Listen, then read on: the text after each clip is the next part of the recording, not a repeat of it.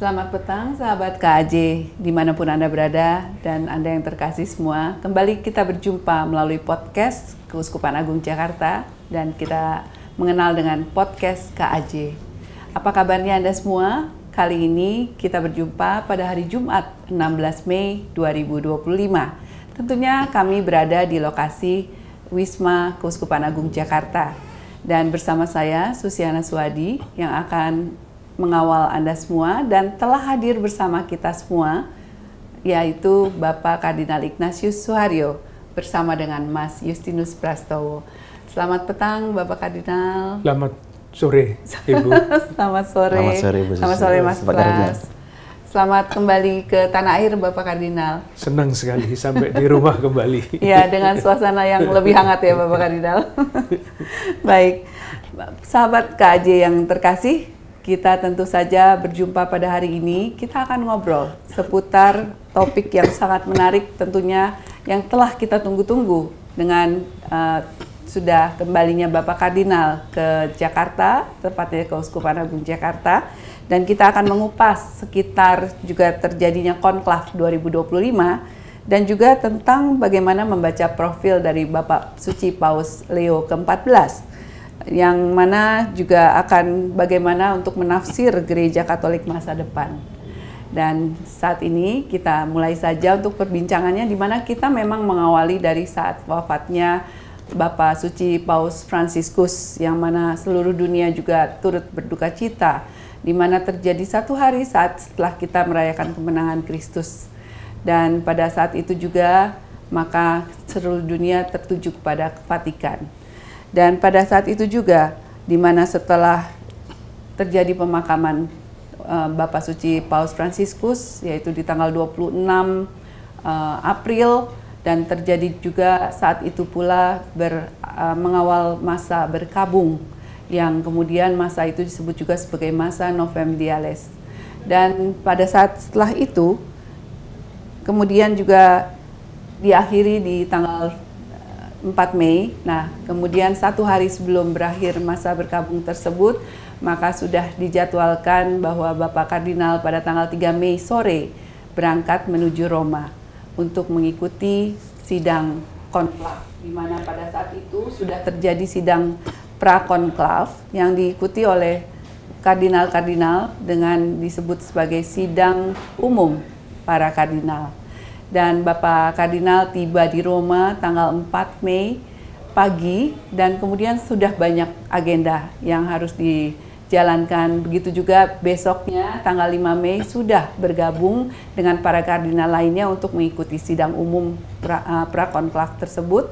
Dan juga kita ingin sekali untuk mendengarkan bagaimana Bapak Kardinal bergabung di penghujung masa sidang umum dari para kardinal. Apa yang terjadi dan apa juga yang dirasakan oleh Bapak Kardinal. Namun sebelumnya Bapak Kardinal, saya ingin tahu karena saya dengar perjalanan Bapak Kardinal tuh tidak bisa beristirahat dengan baik. Nah itu padahal setelah tiba, wah sudah penuh jadwalnya. Itu semoga bisa saya cuma khawatir aja Bapak Kardinal bahwa perjalanan dengan waktu yang berbeda juga itu dengan istirahat yang kurang, tapi aktivitas begitu padat. Itu apa resepnya Bapak Kardinal? Itulah yang saya tidak tahu Ibu. Jadi memang berangkat, naik pesawat terbang, pasti tidak sama dengan tidur di kamar, asing dan sebagainya. Tetapi sampai di sana saya merasa segar. Gitu. Dijemput oleh Bapak Duta Besar Indonesia untuk Vatikan dengan teman-teman. Romo Ati sudah di sana, Romo Baur dan Frater dari Jakarta. Bapak Duta Besar bersama dengan Ibu masuk ke Biara Karmelit, meletakkan koper, tidak sempat ganti baju, langsung pergi ke tempat pertemuan para religius dari Indonesia yang akan, dan waktu itu akan yang merayakan Paskah bersama-sama. Jadi ikut saja. Rasa-rasanya juga, suaranya juga tidak begitu baik, tapi misa kan tidak terlalu sulit ya. Ada rumusnya, tinggal membaca. Lalu waktu itu sebetulnya yang tunjuk untuk memimpin Ekaristi itu Romo dari Romo Usodo, seorang dari OMI yang sekarang bekerja di Kalideres. Tapi karena saya ada, maka saya disuruh memimpin, ya saya pimpin. Berjalan baik, khotbahnya bagus. Ada Bapak Duta Besar Indonesia untuk Vatikan, ada Bapak Duta Besar Indonesia untuk Italia.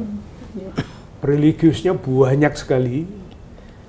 Sejauh saya dengar, waktu saya sekolah dulu tahun 77 itu, masyarakat Indonesia yang dilindungi oleh Kedutaan Besar Indonesia untuk Vatikan itu hanya sekitar 70-an. Sekarang 1.700 sekian. Wow. Itu menunjukkan perkembangan gereja di Indonesia yang sangat bagus. Dan yang menarik adalah di dalam pertemuan itu ada pentas wayang. Yang mendalang itu seorang imam, lakonnya adalah pertobatan atau kisah sengsara, ya, kisah sengsara Yesus, lalu Petrus dan sebagainya itu. Yang menabuh gamelan itu banyak orang Itali. Datang beberapa satu pengendang dari sini, lalu yang pokok-pokok 3 orang memang dari sini. Tapi itu menarik untuk saya. Tetapi untuk teman-teman yang tidak dalam lingkungan budaya Jawa mungkin juga heran ini apa, karena semuanya gamelan dan lakonnya memang lakon kitab suci. Tapi kalau melihat wayang kan yang tertarik ya paling-paling saya dan teman-teman dari lingkungan budaya Jawa. Kebetulan kesukaan Bapak Kardinal untuk melihat wayang, ya Bapak Kardinal. Nah, itulah salah satu kesulitan saya, Ibu. Kalau saya melihat wayang satu kali untuk kepentingan yang mengundang, lalu dikatakan saya senang. Sama dengan ini, Mas. Dengan di sini kan banyak burung. Itu kan warisannya Romo Purbo. Lalu orang melihat di sini ada banyak burung, oh Bapak Uskup senang burung, jadi dikirimi terus. Tapi intinya saya senang bertemu dengan masyarakat Indonesia di Vatikan. Tidak heran, padahal saya juga menebak bahwa wah, Bapak Kardinal sangat fresh waktu tiba, tapi ternyata saya salah karena saya bertanya kepada Romo Adi, bagaimana Bapak Kardinal di perjalanan? Waduh, tidak bisa tidur, Bu. Wah, ternyata tapi memang wajahnya jadi kelihatan segar ya Bapak Kardinal. Apalagi berjumpa dengan kaum religius di sana, ya betul. Nah, kemudian itu hari saya melihat, karena kami menyimak terus perjalanan Bapak Kardinal, maka setelah bertemu dengan para religius untuk merayakan misa Paskah, kemudian apalagi Bapak Kardinal yang dialami saat hari Minggu itu ya berhenti di siang hari itu. Lalu mulailah Senin. Senin itu kongregasi para kardinal pertama yang saya ikuti. Sebelumnya kira-kira modelnya sama dengan sinode. Jadi para peserta yang hadir di situ diberi waktu tertentu untuk bicara apa saja yang menurut pendapatnya baik untuk menyampaikannya kepada nanti paus yang akan diangkat. Isinya macam-macam karena memang para kardinal itu keahliannya berbeda-beda, asal-usulnya berbeda-beda, jadi pikirannya tentang gereja juga berbeda-beda. Tetapi intinya sederhana, kalau dibuat suatu kerangka, saya kira juga bisa untuk memasukkan pembicaraan-pembicaraan yang sebelumnya. Jadi gereja macam apa yang akan kita hadirkan di dalam dunia ini, karena ini kan pengganti Petrus, jadi nanti pasti pengganti Petrus itu akan menentukan gereja macam apa yang akan dibangun, wajah citra gereja macam apa. Lalu yang kedua, realitas dunia di mana gereja hadir. Analisa macam-macam itu dari segi geopolitik, dari segi budaya, dari segi macam-macam. Dan kemudian kesimpulannya, kalau keadaannya begini, kira-kira paus macam apa yang dapat memimpin gereja sehingga dapat hadir di dunia di tengah-tengah sejarah umat manusia pada zaman sekarang ini dan membuat gereja itu bermakna. Intinya itu. Tapi isinya macam-macam. Jadi ada yang sangat teologis, yang saya kira teologi kan berbeda-beda ya, jadi gambaran tentang gereja juga berbeda-beda. Nanti kalau ditanyakan gereja macam apa yang mau dibangun di Keuskupan Agung Jakarta, jadi saya lebih baik merasa tidak usah berbicara apa-apa, mendengarkan saja. Lalu sampai yang paling praktis, seperti misalnya usul nanti paus siapapun yang terpilih harus diterima, harus didukung. Sampai di situ saja. Tidak ada perdebatan seru, tidak ada indikasi nanti ini, nanti itu, nggak ada. Banyak kerangka berpikir dan kita masuk di dalam kerangka itu. Jadi selaras dan suasananya juga boleh dikata adem begitu ya Bapak Kardinal. Adem mungkin tidak Ibu ya, karena perbedaan pendapatnya macam-macam. Tapi kan kita tidak boleh bereaksi ya. Kalau bereaksi minta waktu lagi nanti nanggapi. Mungkin kalau kan yang daftar untuk berbicara itu panjang. Jadi nanti kalau mau nanggapi harus menunggu giliran semua sudah berbicara dulu. Nah sudah lupa. Dan gimana Pak Kardinal? Dalam 2 hari itu aja apakah berjalannya tuh sampai istilahnya lembur-lembur itu? Enggak. Jadi sidang pertama para kardinal itu dari jam 9 sampai jam 1. Sesudah itu selesai, kami pulang ke tempat menginap di Biara Karmel itu. Baru pagi harinya masuk lagi, lalu masuk ke yang namanya Casa Santa Marta. Itu tempat kami tinggal. Nah itu sudah, kalau sudah masuk di situ, tidak bisa kontak apapun karena alat-alat komunikasi dikumpulkan, jendela-jendela disegel, ya sudah di situ itu aja, sambil berdoa tentu saja. Apa perasaannya Bapak Kardinal waktu memasuki semua digeledah, kemudian meninggalkan barang-barang yang tidak boleh disentuh, lalu kemudian masuk ke kamar itu, rasanya gimana Bapak Kardinal? Istilahnya dipingit gitu ya, di karantina.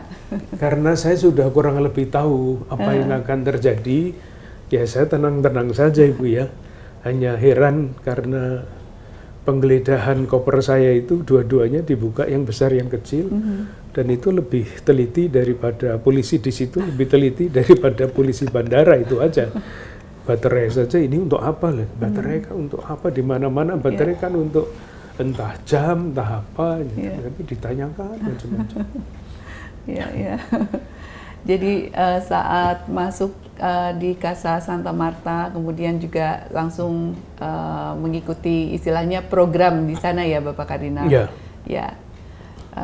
Kemudian apa kesan-kesan Bapak Kardinal saat persiapan di Casa Santa Marta, kemudian sampai akhirnya sidang konklaf? Kita deg-degan Bapak Kardinal waktu menonton Bapak Kardinal dalam awal mula konklaf gitu ya, kayak sangat excited, sangat senang, sangat bangga juga Bapak Kardinal. Iya, di semuanya itu sudah diatur Ibu ya, ini aturannya nih buku ini. Ini sampai detail, semuanya ada di sini dalam 4 bahasa.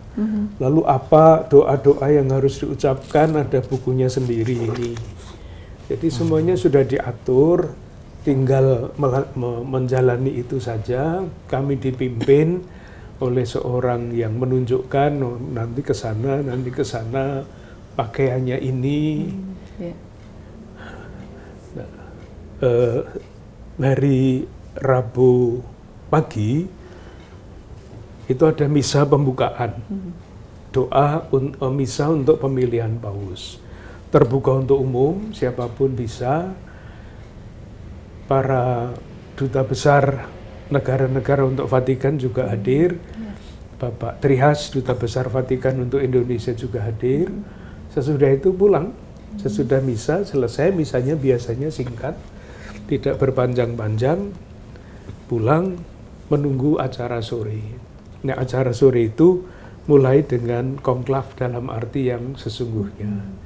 Sore hari kami berangkat dengan naik bis kecil itu, dibawa ke wilayah Kapel Sistina, tapi sebelumnya berdoa dulu, urutan, dan seperti sebagaimana biasa di Roma kan duduknya itu pun diatur menurut presidensi. Siapa yang paling senior di dalam di dalam kekardinalan, paling depan.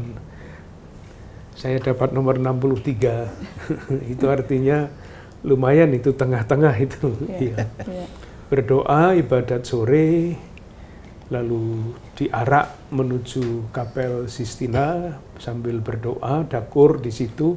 Di dalam Kapel Sistina masih banyak orang, kur, anak-anak dan dewasa, lalu petugas-petugas, undangan khusus.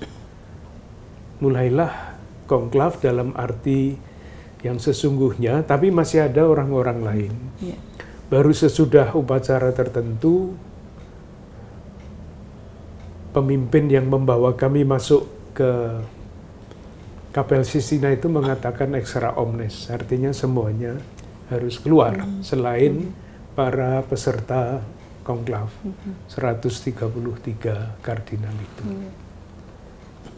Bapak Kardinal, bagaimana perasaannya waktu mengawali dengan waktu sebutkan extra omnes, lalu pintu ditutup, kemudian itu mulai bergulir begitu ya untuk sidang konklav tersebut? Suasananya sangat hening, Ibu ya.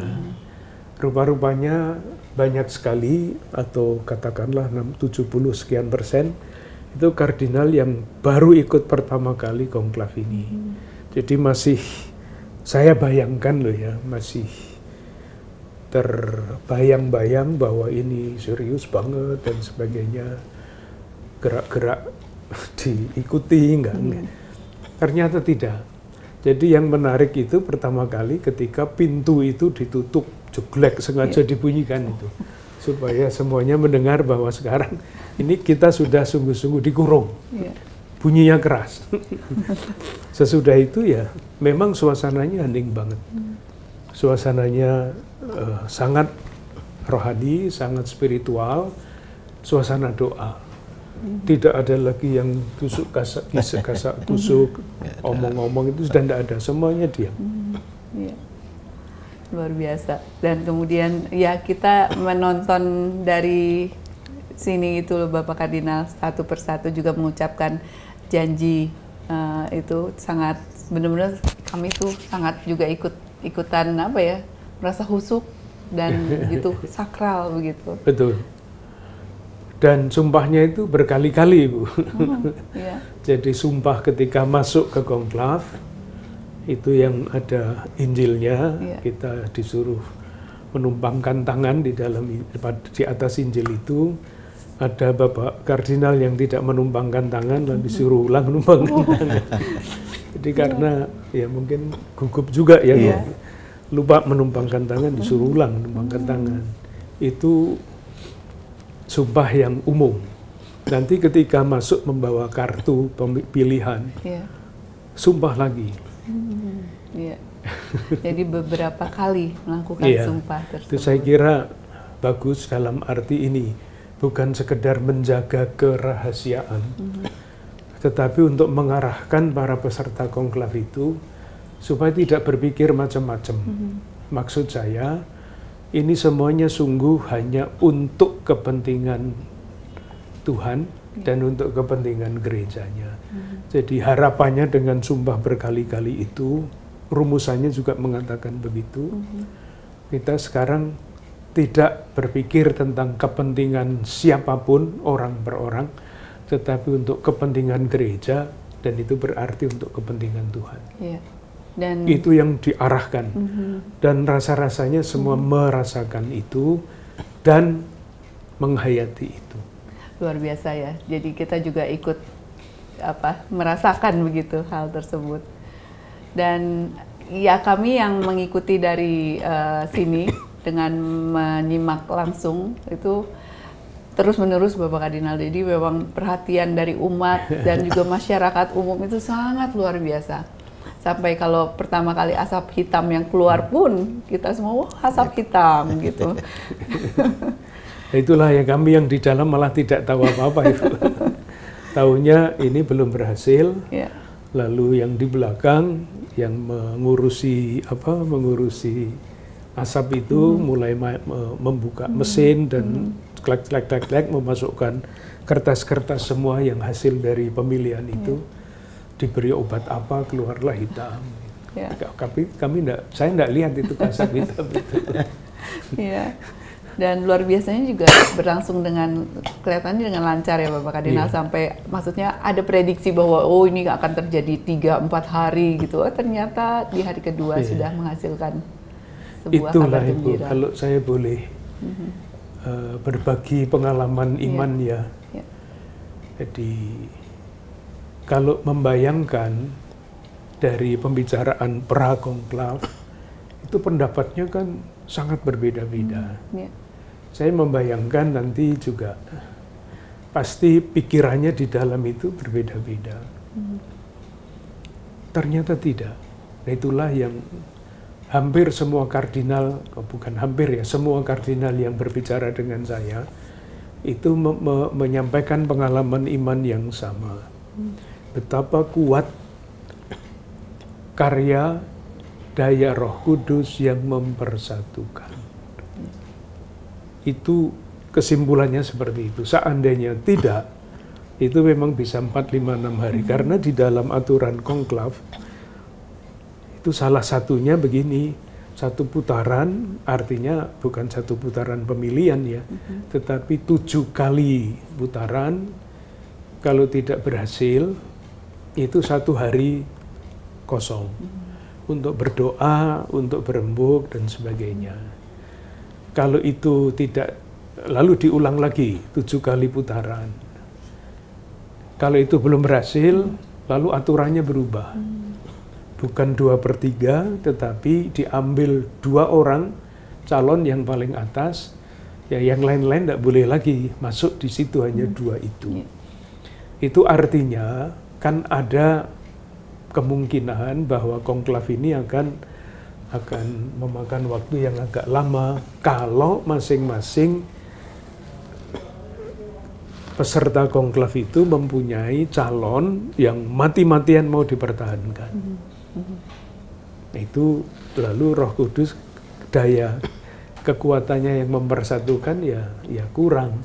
Tetapi kemarin itu wajar sekali, seperti pemilihan ketua di KWI itu sederhana sekali. Pilihan pertama masih macam-macam, tapi sudah agak kelihatan. Pilihan kedua sudah lebih jelas, itu pilihan ketiga jadi. Puji Tuhan dengan bantuan Roh Kudus. Itulah, itu yang paling dirasakan oleh kita yang ada di dalam.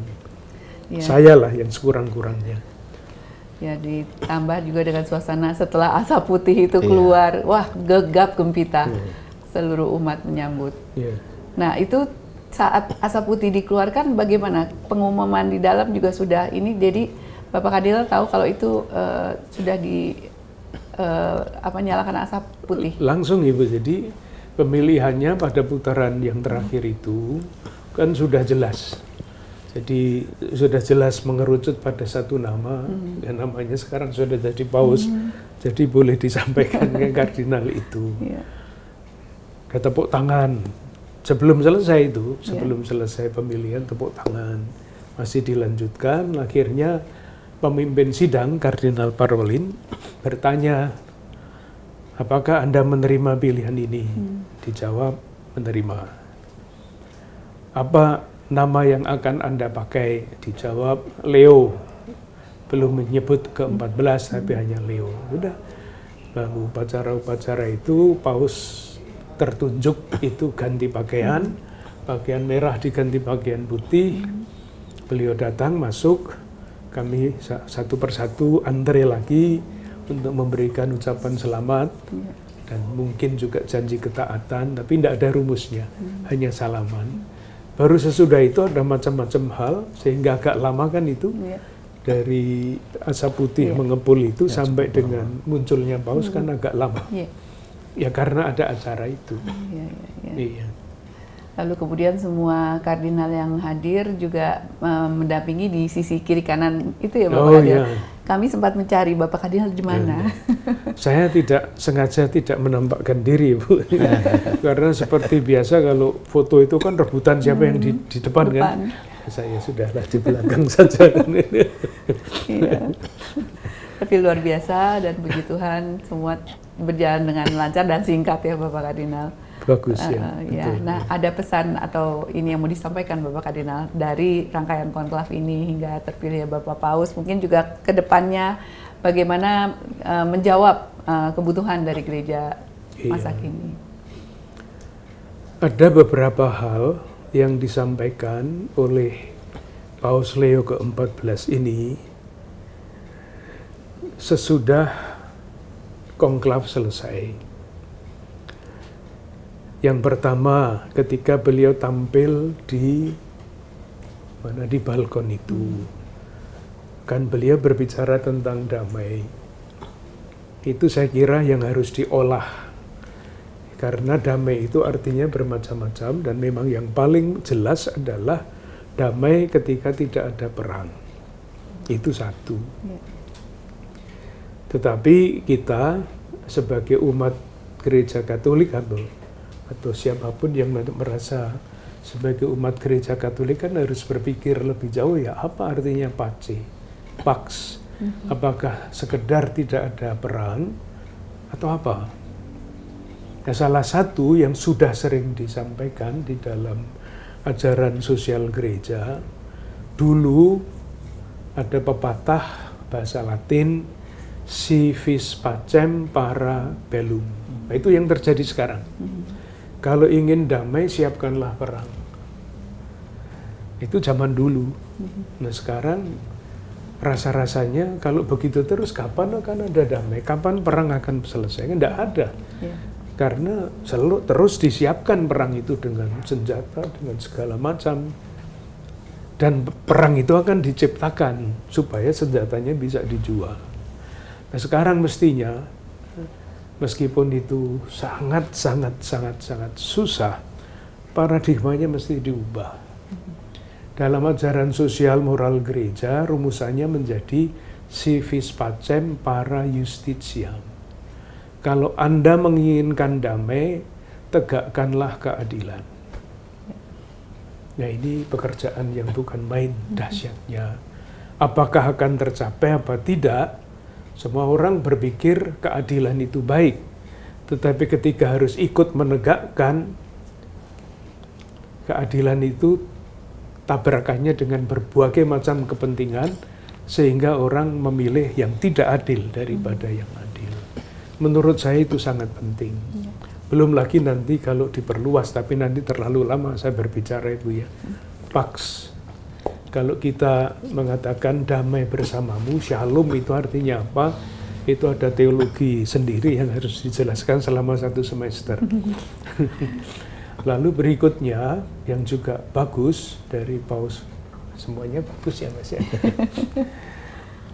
Beliau mengatakan begini, konklav ini dilakukan pada waktu Paskah. Kita masih merayakan Paskah. Dan Paskah itu artinya dari perbudakan menuju tanah terjanji. Itu artinya membutuhkan waktu yang sangat-sangat panjang. Kalau kita membaca sejarah umat Allah perjanjian lama, dari awal dari Abraham lah sampai masuk tanah terjanji itu kan panjangnya bukan main. Dan ada segala macam kompleksitas hidup yang mirip-mirip dengan zaman sekarang ini. Itu artinya kalau beliau mengatakan kita mesti menghentikan perang dan membangun damai, itu jangan berpikir besok akan tercapai. Itu proses yang panjang sekali, dan kapan tercapainya kita tidak pernah tahu. Itu yang kedua. Jadi kita mesti sadar, dan dalam hal itu ini sekarang refleksi saya, bukan kata-kata Paus Leo. Itulah makna dari pengharapan. Dan kita sekarang pada tahun jubileum yang judulnya Peziarah Pengharapan. Dan ketika kita omong tentang pengharapan itu kan tidak ada tempat untuk putus asa. Kalaupun tanda-tanda zaman itu berlawanan dengan pax, dengan damai, kita terus berjalan dengan kemampuan kita dalam konteks kita yang berbeda-beda. Kalau presiden mestinya ya berpikir mengenai tidak ada perang antar negara. Kalau kita ini, kalau saya misalnya, tidak ada perang di antara para imam satu komunitas. Kalau di antara keluarga tidak ada percekcokan, konflik yang mulai dari yang seperti itu. Tapi sasarannya memang pax. Dan yang ketiga, itu semboyan yang beliau pilih. Judulnya dalam bahasa Latin kan in illo uno unum. Ya, ini bahasa Latin yang susah sekali diterjemahkan. Tapi yang saya mengesankan saya, Paus Fransiskus itu mengambil semboyan pontifikatnya itu dari kisah panggilan Matius, Injil Matius. Ini Bapak Paus Leo ini kata-kata mengambil semboyannya itu in illo uno unum, itu adalah komentar tulisan Santo Agustinus. Ini kan induk beliau ya, artinya tarekat yang beliau adalah anggotanya. Satu komentar tulisan dari Santo Agustinus atas Mazmur 128. Di dalam Dia yang satu, kita satu. Ya, erat sekali dengan yang cerita tentang damai tadi. Kalau kita bersatu ya dengan sendirinya akan ada damai. Maka sebagai orang Kristiani yang disatukan oleh Kristus, itu kan juga cita-cita yang nyatanya umat Kristiani kan terpecah-pecah. Nah, itulah yang mesti dibangun persatuan di antara murid-murid Kristus. Moga-moga menjadi suara hati bagi persatuan dunia. Dan yang terakhir, beliau eksplisit mengatakan bahwa masa pontifikat beliau adalah kelanjutan dari Bapak Paus Fransiskus. Kelanjutan itu artinya luas sekali ya, tidak mencontoh, tidak meneladan, enggak. Tetapi dalam rangka mencari jalan-jalan baru untuk mewujudkan ajaran dari Konsili Vatikan kedua. Jadi bahkan ditanyakan di dalam prakonklav itu, yang kita pilih ini bukan pengganti Paus Fransiskus. Yang kita pilih adalah pengganti Petrus. Sudah jelas ya maksudnya ya. Semangatnya adalah semangat pastoral, tetapi jangan harap Paus yang baru yang akan terpilih nanti itu persis mengikuti apa yang dijalankan oleh Paus Fransiskus. Usianya kan juga sangat berbeda ya. Usianya ini 69, masih muda, kalau jalan cepat sekali. Kalau Paus Fransiskus dulu kan jalannya pelan-pelan karena usianya sudah banyak. Dan wibawa dari usia itu kan juga punya pengaruhnya ya. Kalau kita bertemu dengan senior yang sudah sepuh bahasa Jawanya itu kan, mau tidak mau rasa hormat kita itu muncul ya. Kecuali kalau orang yang tidak normal. Orang tua disingkirkan aja, tidak berguna lagi ini. Kalau kita yang biasa kan melihat sosok yang sudah sepuh. Bahasanya Jawa itu disesep sampai apuh. Sudah mencurahkan segala macam hidupnya untuk kepentingan anaknya, untuk keluarganya, untuk masyarakat umum. Ya. Luar biasa, pengalaman rohani ya ini Bapak Kardinal yang juga bisa menghidupi kami semua, di mana tahun ini Peziarah Pengharapan. Mas Pras, bagaimana kesan-kesan yang sudah diperoleh sebentar lagi ini? Tapi saya juga penasaran ya Mas Pras, sebelum nanti beralih ke Mas Pras, kami tuh ingin tahu Bapak Kardinal, ini banyak disampaikan oleh umat, sampai saya terima pertanyaan ini. Bapak Kardinal membawa apa di dalam tas biru? Dan juga itu tas birunya, tas biru apa kok kelihatannya sangat spesial?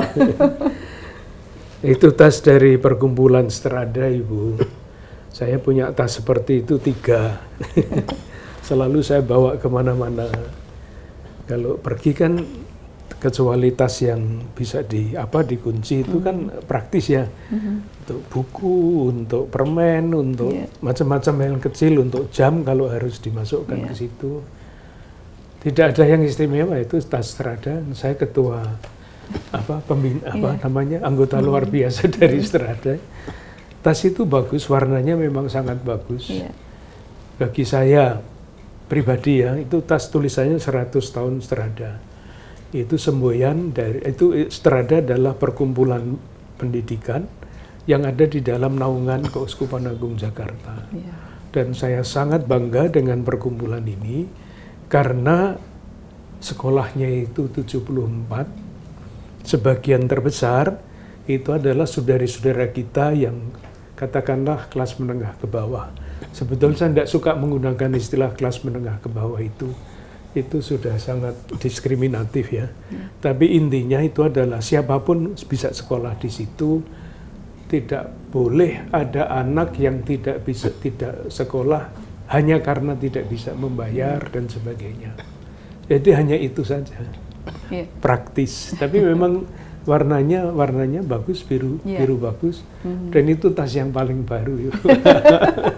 Makanya birunya terang ya Bapak Kardinal. Birunya belum luntur. Jadi itu selalu diikuti Bapak Kardinal oleh sahabat KJ, umat-umat kita dan juga bahkan masyarakat. Itu selalu bertanya, Bapak Kardinal bawa apa sih di dalamnya gitu. Sebetulnya saya bawa tas satu lagi Bu. Tas yang saya peroleh dari Direktur Utama PT KAI. Beberapa hari sebelumnya diberikan kepada saya. Tapi waktu itu belum saya keluarkan, baru saya keluarkan sesudah konklav, tidak menarik lagi. Dan diikuti selalu oleh masyarakat dan juga ya sahabat KJ di sini Bapak Kardinal. Selain itu Bapak Kardinal baru ada juga komentar, wah Bapak Kardinal bisa bahasa Itali tuh, sampai segitu ya. Ya Boy ya, kita kan tahu Bapak Kardinal pendidikannya juga di sana pasti ini. Jadi baru pertama kali mendengar Bapak Kardinal berucap bahasa Italia itu membuat mereka tuh bangga, tulisan-tulisan komentar itu Bapak Kardinal. Kemudian juga bagaimana umat internasional yang berbagai bangsa meminta berkat, doa dari Bapak Kardinal, dari yang sudah senior sampai juga yang masih anak-anak. Kemudian bahkan saya melihat sendiri ada yang minta tanda tangan di bola baseballnya ya Bapak Kardinal. Iya, itu memang mengesankan Ibu ya. Saya juga tersentuh ya. Oh ternyata orang-orang di sini juga masih membutuhkan, artinya devosinya, religiositasnya itu masih di situ. Meskipun sebetulnya kalau melihat situasi keagamaan katakanlah di Italia, itu sebetulnya sudah sangat memprihatinkan Ibu. Bapak Uskup Emeritus dari Sanggau yang sekarang sudah di sana. Kemarin itu kami mampir di sana dan beliau bercerita memberikan sakramen Krisma. Di dalam homili dia mengajak anak-anak, mari kita membuat tanda salib atas nama Bapa. Tidak ada yang bisa. Mau Krisma loh itu. Karena di sekolah dilarang mengajar agama itu. Di sekolah dilarang, tidak diajari apa-apa, di rumah juga tidak tahu, tidak diperhatikan. Membayangkan ini nanti 10-15 tahun yang akan datang ini kayak apa? Ya, sangat menyedihkan ya Bapak Sangat menyedihkan. Maka ketika ada anak kecil minta tanda salib, ada yang sakit minta disalami, minta didoakan. Apa susahnya? Saya memang tidak, kardinal memang tidak banyak yang berjalan kaki ke situ Ibu, karena semua akan punya tempat sendiri-sendiri yang agak jauh, lalu mereka masuk naik mobil lewat belakang, jadi tidak bertemu dengan umat. Dan untungnya tempat tinggal Bapak Kardinal hanya bisa mencapainya ke Vatikan itu sangat dekat ya Bapak Kardinal. Dengan 10 menit jalan. Iya, lumayan untuk jalan pagi. Olahraga. Iya, Mas Pras kan mengikuti terus apa yang terjadi juga. Nah, ini bagaimana Mas Pras juga melihat tentang sosok begitu diumumkannya Paus Leo ke-14. Nah, itu sosoknya seperti apa menurut Mas Pras? Iya, Bu Susi. Tadi kita sangat terharu ya mendengarkan cerita dari Bapak Kardinal. Serasa kita juga ada di dalam acara itu, suasananya itu sungguh hidup gitu. Dan tentu bagi awam ini sebuah anugerah yang luar biasa. Kita bersyukur karena tidak hanya dinikmati, diikuti oleh orang Katolik. Kalau kita lihat, kita diuntungkan oleh media sosial. Hampir semua perhatian tertuju pada konklav. Dan kebetulan kan sebelum konklav juga ada pemutaran film konklav. Dan itu cukup memberikan konteks yang informatif bagi banyak orang awam. Dan saya melihat selain sebagai anugerah karena konklav itu sendiri, tentu paus siapapun yang dipilih kita syukuri, kita dukung. Tapi paus yang terpilih saat ini mengambil nama Leo dari kelahiran Amerika, tetapi juga punya kewarganegaraan Peru, itu menurut saya luar biasa, punya pesan pasti. Jadi saya mencoba menggali kira-kira pesan apa yang Roh Kudus ingin sampaikan pada kita, dan kita juga mesti ikut menggali. Jadi menurut saya ini juga ajakan bagi kita, para awam, untuk ikut berpikir, berproses, menggali, sekaligus terlibat berpartisipasi. Saya mundur sedikit, Bu Susi. Ini kebetulan memang. 1 Mei, May Day, waktu peringatan Hari Buruh itu, kebetulan saya diundang ikut peringatan di tempatnya Monsignor Pascalis bersama 600-an saudari-saudari kaum pekerja. Lalu dalam persiapan saya menggali pemikiran Paus Leo XIII, Rerum Novarum, yang tahun ini berusia 134 tahun, sangat relevan dengan situasi pada saat ini. Jadi yang menurut saya penting dan relevan adalah semangat pada waktu Paus Leo XIII menulis ensiklik Rerum Novarum itu. Ternyata masih bergema sampai saat ini. Itu 1 Mei, dan saya tuliskan itu. Beberapa pokok dari Rerum Novarum sebagai refleksi sebenarnya Hari Buruh ini punya bingkai pertimbangan teologis dan moral seperti apa gitu. Nah, yang saya temukan lalu benang merahnya ketika Kardinal Prevost memilih nama Leo, bayangan pertama ya ke situ, Leo XIII. Paus Leo XIII yang luar biasa waktu itu membuka gereja untuk terbuka pada dunia modern, pada perubahan, kira-kira begitu. Terus coba kita gali ke belakang. Leo sendiri kan ya kalau harfiahnya singa ya, Bapak Kardinal ya. Artinya dia pemberani. Kalau kita lihat jejaknya, Paus yang menggunakan nama Leo ada beberapa. Paus Leo pertama, Leo Agung itu ternyata hidup dan bertahta atau menggembala itu pada saat gereja juga banyak pertentangan. Berbagai macam aliran baru, bid'ah, represi, persekusi itu muncul. Itu Paus Leo Agung. Lalu ada Paus Leo IX. Ternyata beliau adalah paus ketika skisma besar gereja barat dengan Konstantinopel, Ortodoks. Itu Paus Leo IX. Nah, yang menarik ini, Paus Leo X adalah paus yang mengekskomunikasi Martin Luther. Martin Luther sendiri adalah seorang imam Agustinian, Ordo Agustinus. Dan paus sekarang itu paus dari Ordo Agustinus. Tentu ini utak-atik gatuk ya. Tapi saya rasa ada benang merahnya. Nah, saya lalu meletakkan tanda-tanda zaman Paus Leo XIV dalam situasi saat ini. Sebagaimana kita tahu, Bapak Kardinal, Bu Susi, cuaca geopolitik saat ini kan tidak menentu. banyak pemimpin dunia yang justru meninggalkan multilateralisme, kembali ke unilateralisme. Mementingkan kepentingan kami, kepentingan saya, bukan kepentingan bersama. Sebagai contoh di Amerika, Donald Trump dengan MAGA, Make America Great Again. Yang pertama dan penting itu Amerika, bukan yang lain.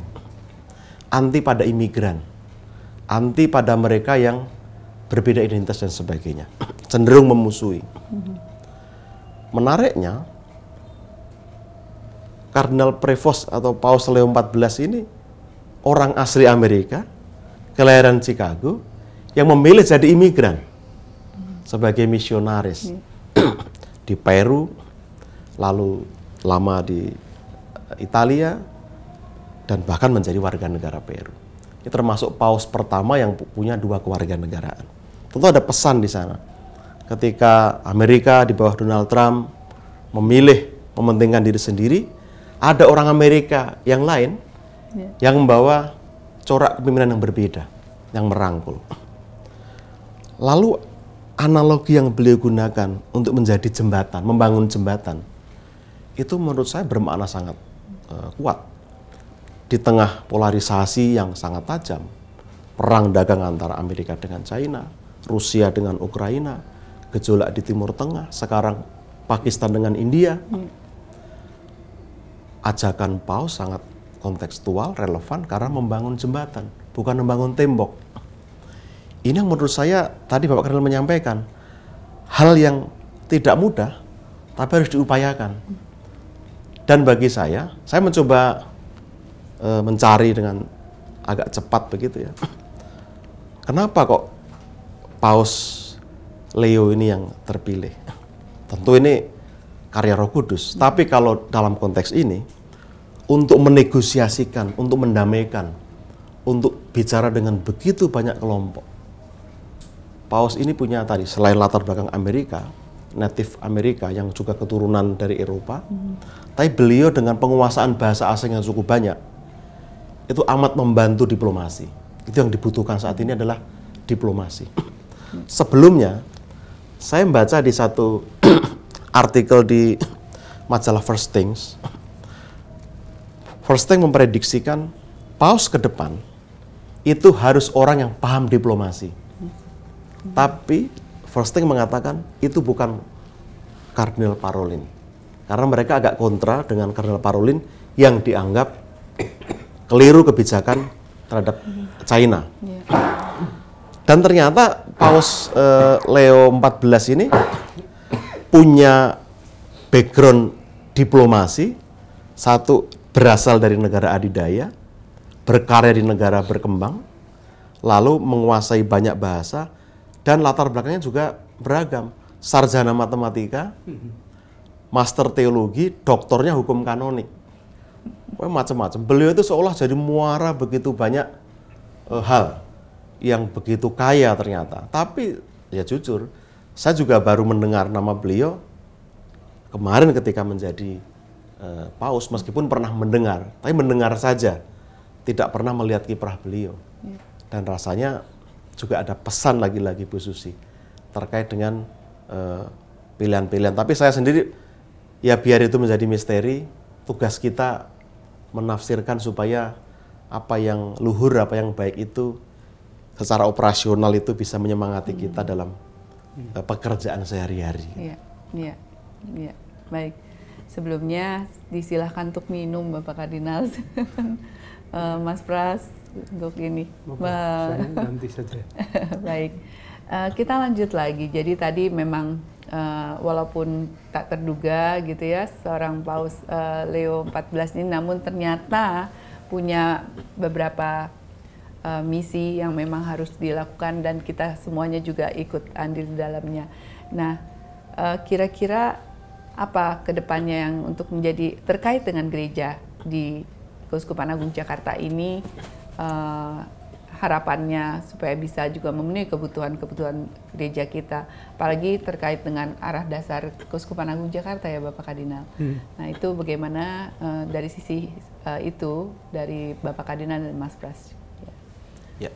Kira-kira Mas Pras dulu. Ya.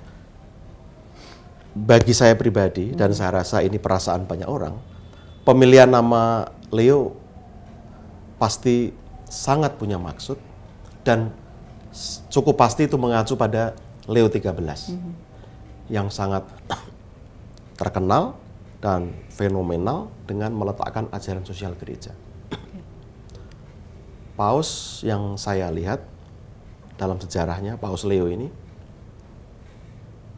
masih cukup saklek dalam ajaran. Artinya beliau hitam putih kalau soal ajaran. Tapi luwes dalam pergaulan dan kuat dalam komitmen sosialnya. Apalagi Peru itu negara Latin Amerika yang menjadi medan perjuangan antara militerisme, pengaruh kapitalisme, sosialisme, dan macam-macam. Tentu beliau sangat teruji di sana. Ini mirip Paus Fransiskus. Nah, menurut saya penekanan pada aspek sosial ini menjadi penting. Kalau Paus Fransiskus sudah meletakkan dasar pastoral yang baik. Sekarang kan kalau paradigma sudah berubah, dari yang tadinya mungkin inward looking, sekarang menjadi pastoral, fokus pada pelayanan pada orang lain. Paus Leo 14 itu kira-kira ingin mengajak aspek sosial itu loh, yang mesti kita tunjuk, kita lihat, kita beri perhatian lebih. Dan menurut saya ini sangat relevan dengan arah dasar KAJ pada saat ini. 5 tahun ini kita mendalami prinsip-prinsip ajaran sosial gereja. Nah, kembali pada kontekstualisasinya menurut saya. Paus memberi inspirasi, memberi penekanan. Tinggal sekarang saya sebagai awam rasanya perlu juga mengajak teman-teman awam untuk berani. Karena Paus telah memberi peneguhan, telah menunjukkan jalan, dan itu akan menjadi fokus pastoral beliau. Maka kita mesti ambil bagian. Kebiasaan awam itu nunggu diperintah, nunggu dikasih arahan, nunggu diajak. Saya rasa inilah saatnya awam proaktif, mau terlibat, berpartisipasi, ambil bagian, apapun itu. Semua hal saya rasa baik berdasarkan ciri khas, talenta, kompetensi masing-masing. Mari kita ambil ruang-ruang keterlibatan itu. Seperti tadi Bapak Kardinal sampaikan. Karena yang mesti kita bagikan itu kan pengharapan. Dan Bu Susi, kalau saya kaitkan dengan situasi saat ini, tidak hanya Indonesia, situasi ekonomi global kan juga sedang cukup muram, cukup menantang. Nah, orang Katolik dengan inspirasi ini rasanya juga perlu ikut menghadirkan optimisme, harapan-harapan tadi. Konkretnya, mungkin ini juga sebenarnya tantangan bagi kita mau ambil bagian di ranah sosial. Kira-kira apa yang mau dilakukan terhadap tetangga, orang-orang sekitar, di lingkungan, di RT RW, dalam skala besar kalau kita di keuskupan dengan orang-orang di Jabodetabek atau di lingkup nasional, agenda apa yang mesti kita dorong. Nah, menurut saya di tengah euforia kita mensyukuri anugerah Paus baru ini, rasanya juga tidak salah kalau kita semakin giat melihat kembali, menggali lagi ajaran sosial gereja, supaya kita juga selain dikuatkan, juga dilengkapi dengan perangkat-perangkat reflektif, sehingga ketika kita terlibat di lingkup masing-masing, kita bisa lebih praktis dalam melibati apapun panggilan kita itu. Itu menurut saya yang jadi refleksi. Ya, ajakan untuk kita semua yang awam untuk bisa menjadi proaktif ya, dan juga sebagai peziarah pengharapan tadi. Nah, saya juga tadi sangat terkesan dengan apa yang dikatakan Bapak Kardinal tentang bahwa Paus Leo ke-14 itu bukan artinya menggantikan Paus Fransiskus, tapi membuat jalan-jalan baru tadi. Nah, ini juga bagaimana dengan jalan-jalan baru yang terkait juga dengan arah dasar Keuskupan Agung Jakarta ini, Bapak Kardinal. Iya, betul Ibu. Tadi Mas Pras sudah mengatakan, menyebut juga arah dasar Keuskupan Agung Jakarta. Ada dua yang ingin saya sampaikan. Yang pertama, saya sendiri menjadi semakin yakin bahwa langkah yang diambil oleh Keuskupan Agung Jakarta sejak sekurang-kurangnya 10 tahun terakhir ini memang pada jalurnya. Jadi peneguhan. 5 tahun pertama dulu kita omong tentang Pancasila, itu artinya keterlibatan dalam kehidupan bangsa. 5 tahun yang berikutnya sampai tahun 2026 itu bicara eksplisit tentang ajaran sosial gereja sebagai eksplisitasi atau kelanjutan dari sila kelima Pancasila, keadilan sosial bagi seluruh rakyat Indonesia. Itu satu. Yang kedua, saya merasa bahwa semakin jelas, khususnya tentang gereja Indonesia ya, itu mungkin lebih tepat gereja Keuskupan Agung Jakarta karena saya tidak tahu banyak di tempat-tempat lain. Jadi gereja jenis Gaudium et Spes, kegembiraan dan harapan, kecemasan dan keresahan dari bangsa manusia, khususnya saudara-saudara kita yang terpinggir, itu juga menjadi kegembiraan dan harapan, kecemasan dan ketakutan gereja kita. Itu saya kira jelas pilihannya itu, dan kata kuncinya adalah terlibat. Kata itu. Peneguhan lagi, karena keterlibatan itu sudah kita gariskan sebagai spiritualitas umat Keuskupan Agung Jakarta. Kalau ditanya spiritualitasnya umat Keuskupan Agung Jakarta, jawabannya keterlibatan. Dan itulah yang secara teknis di dalam buku-buku rohani disebut spiritualitas inkarnasi. Jadi Allah yang terlibat di dalam kehidupan manusia, itu kan intinya inkarnasi. Ajaran dogmatisnya terserah, tetapi intinya kalau Allah masuk di dalam dunia, itulah keterlibatan Allah di dalam dunia. Apa yang harus kita kerjakan harus dijawab pada waktunya, tidak bisa secara teoritis, tetapi secara kontekstual. Maka kalau kita ingat kembali spiritualitas inkarnasi itu kan langkahnya 3 ya. Yang pertama itu pasti doa. Karena kita adalah orang beriman, jadi keputusan-keputusan apapun yang nanti akan kita ambil, itu pasti bukan keputusan saya, tapi keputusan iman.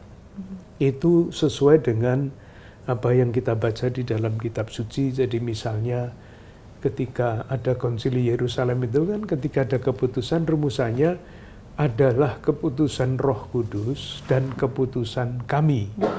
Jadi bukan terbalik, keputusan kami, enggak, tapi keputusan Roh Kudus dan keputusan kami.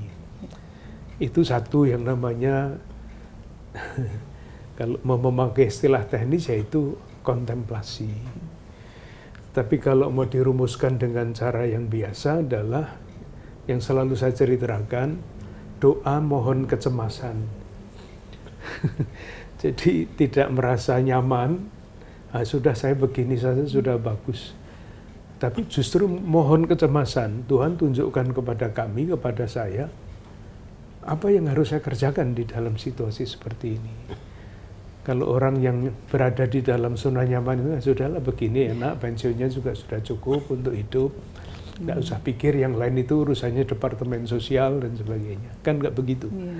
Maka dalam kontemplasi, mohon kecemasan, Tuhan menunjukkan saya ke arah mana ini. Tetapi kalau hanya kontemplasi saja, minta petunjuk Tuhan, kapan datangnya Ibu ya nggak ngerti. Maka yang kedua, nah itulah yang sekarang sedang dikerjakan di Keuskupan Agung Jakarta, itu analisa sosial. Itu wajib. Karena kehendak Allah itu tidak jelas, tersembunyi di dalam sejarah, tersembunyi di dalam wilayah-wilayah kehidupan manusia dalam politik, ekonomi, budaya, segala macam itu. Maka harus ada analisa interdisipliner. Jadi tidak yang ekonomi sendiri, tidak yang budaya sendiri, karena semuanya terkait-kait. Maka yang diperlukan adalah analisa sosial interdisipliner. Itu sekarang di Keuskupan Agung Jakarta sedang digalakkan. Jadi ada caranya, ada metodenya, dan sebagainya. Nah, kedua ini mesti berhubungan. Jadi doa mohon kecemasan, Tuhan menunjukkan arah yang ditunjukkan oleh Tuhan itu diperoleh atau diteguhkan, atau terbalik ya terserah mau yang mana dulu, itu tidak bisa satu baru kemudian yang lain, tetapi selalu berjalan bersama-sama. Analisa sosial hasilnya saya kira jelas, ilmu-ilmu itu menunjukkan arah yang bisa dipertanggungjawabkan secara ilmiah. Bahkan tidak usah secara ilmiah, analisa juga bisa dikerjakan secara sangat sederhana. Di sana banyak PHK, apa yang harus kita buat? Tidak usah pikir macam-macam ya. Lalu baru yang ketiga, inilah yang harus dijawab bersama-sama dan sesuai dengan konteks. Nah, kalau Tuhan menunjukkan arah ini, analisis sosial menunjukkan ini, maka pertanyaannya spiritualitas gerakan, inkarnasi itu apa yang harus kita lakukan supaya lingkungan hidup kita menjadi semakin manusiawi. Bukan saya tidak bisa apa-apa di dalam konteks yang kompleksitasnya begitu dahsyat. Maka apa yang harus kita lakukan? Nah, doa seperti ini membuahkan yang saya sebut biasanya kompetensi etis. Kompetensi etis itu membuat kita berani bertanya apa yang harus kita lakukan. Kalau orang tidak punya kompetensi etis, orang tidak akan bertanya seperti itu. Menantang diri sendiri, menantang komunitasnya. Dan yang kedua, kompetensi etis yang kedua adalah kerjasama. Maka rumusannya kita. Maka rumusannya di sini adalah penegasan bersama. Jadi bukan pikirannya sendiri-sendiri, tetapi penegasan bersama. Nah, kalau pertanyaannya seperti itu, tergantung konteksnya sekarang apa. Kalau konteksnya itu konteks RT misalnya ya, mungkin jawabannya karena sekian banyak saudara-saudara kita yang kena PHK, misalnya di beberapa paroki di sini setiap hari Rabu menawarkan makan siang gratis. Sebelum ada MBG ini sudah dilakukan itu karena konteksnya menuntut itu. Tidak akan menyelesaikan masalah, tetapi terlibat di dalam permasalahan masyarakat. Nanti kalau lingkupnya itu lingkup yang strategis nasional, misalnya di DPR atau di mana ya, apa yang harus kita lakukan supaya kebaikan bersama seluruh rakyat Indonesia ini semakin lama semakin tercapai. Jangan rebutan proyek, katakanlah seperti itu kan, tapi buatlah undang-undang yang memastikan bahwa kebaikan bersama itu pelan-pelan akan tercapai. Jadi tergantung konteksnya mana, dan ke depan ini kita kan tidak bisa meramalkan ya 2 tahun yang akan datang itu ada apa. Yang jelas sekarang yang pengaruhnya sangat dahsyat itu komunikasi massa. Itu pengaruhnya kepada watak manusia itu sangat berbeda. Pendidikan mau masuk di dalam wilayah ini, apa yang bisa dilakukan? Apalagi nanti kalau sudah sampai kepada artificial intelligence itu mengubah seluruh watak manusia. Maka salah satu diskusi yang dibicarakan di dalam pertemuan prakonklav itu adalah dengan segala macam teknologi yang semakin modern ini, akhirnya yang menjadi korban adalah kemanusiaan.